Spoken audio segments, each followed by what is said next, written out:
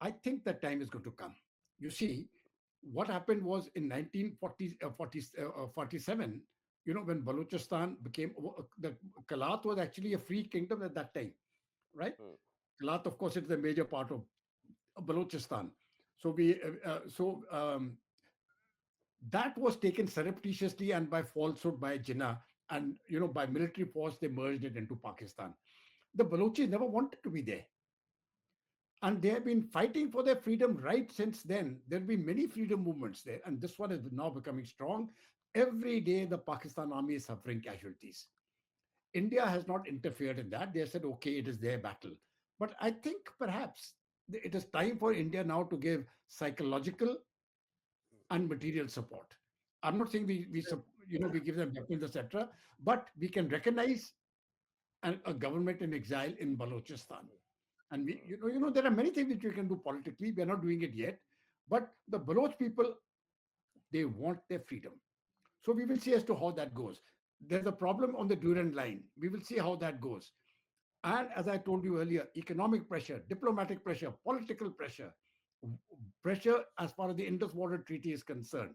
This country we are going to break now because we have crossed the Rubicon and they crossed the Lakshman Rekha.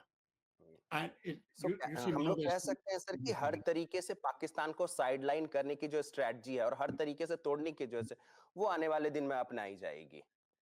ये मेरे ख्याल से शुरू हो चुकी है. It is not that we are going to do it in future. The strategy is already in place. This strategy of isolating Pakistan is not new. It started within, I think, 3 years of the BJP, the first tenure of the BJP.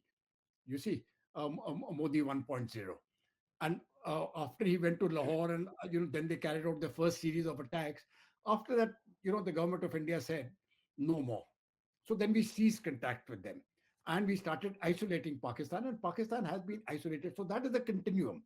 It is not something which we have started now. It has been a lot, it has been, and that is why Pakistan was isolated internationally.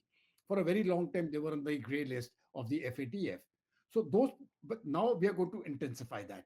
So we are going to see this, the political pressure, the economic pressure, the diplomatic pressure, and where required, the military will act. Because ultimately, I think you see, it is not these terrorists whom we kill, they are simply terrorists, they are third rate people, it doesn't matter. Who, who were the brains behind this attack? And there were three people who were the brains: the DGISI, Lieutenant General Malik, Hmm. and then it was the army chief.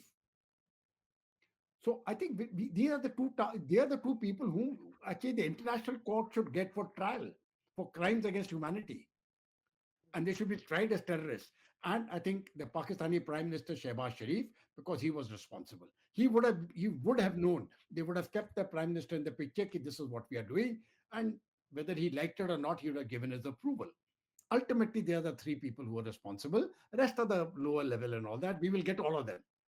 The lower level also we will get at some point of time. It's a question of time.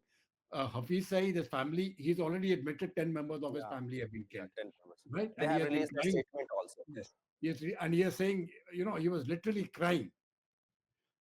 All of them are going to cry for what they did in Pahalgam. This is what I'm saying.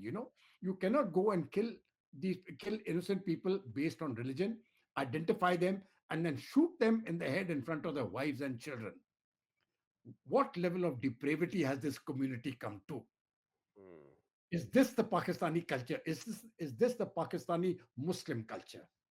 Now, that is the question the Pakistani people have to answer. Is this what they have become?